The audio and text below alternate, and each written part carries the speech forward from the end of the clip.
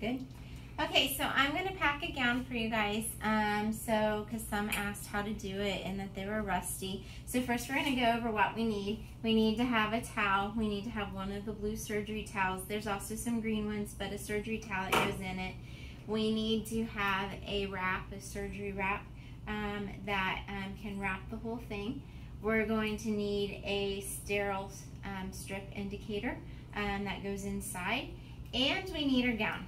So I'm going to start with my surgery towel so I can just get it folded and out of the way. With this, we just do the accordion style, however many times you do. And then we just are going to do the accordion style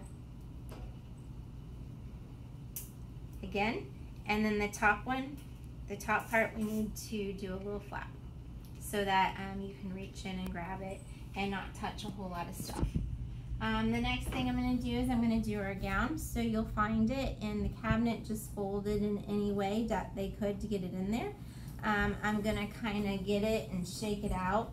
And I first want to find the tag, if it has a tag, or if it doesn't have a tag, it'll have a size written down typically. But the tag is going to tell me which side is inside out, which is the right side, but I also want to know what size gown I'm wrapping. So I am wrapping a medium, so I want to remember that. And then I need to find my inside. So this is the part that would touch your clothes when you put it on. You would put it on this way. So when we fold it, I find the armpit seams and I fold them together. And then it kind of just naturally goes in half. So if you look, this is the inside of the gown. This is the outside with the sleeves.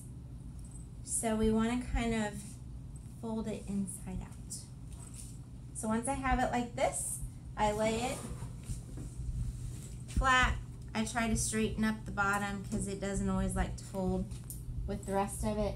I make sure these top neck ties are kind of hanging free because I'll need them later. The waist ties can just kind of be tucked in. And then I take the shorter part, which is where the armpits would go, and I fold it on itself once more. So I have a long, narrow gown. I'm then just going to kind of fold it in accordion style.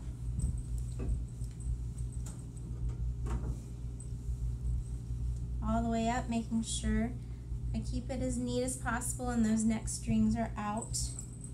And when I get to the top, I'm going to make sure the neck strings can pile on top of this so that they can just reach in and kind of grab this part to keep it as clean as possible. So I'm going to set that aside. I'm going to lay out my wrap. I like to do it diamond towards me. It just makes it easier for me. I'm going to lay my folded gown in the center. I'm going to lay my indicator strip in there. You can either put it on top. Some put your towel in there and tuck it in the towel so that when they grab this, it goes flying out. It's whichever you want to do. They just need to be able to see that it was sterilized. I do want my little flap for my towel to be on top. Then I'm going to press because I want to do this as tight as possible, and I'm going to kind of pull, and I'm going to fold it back so I have a flap.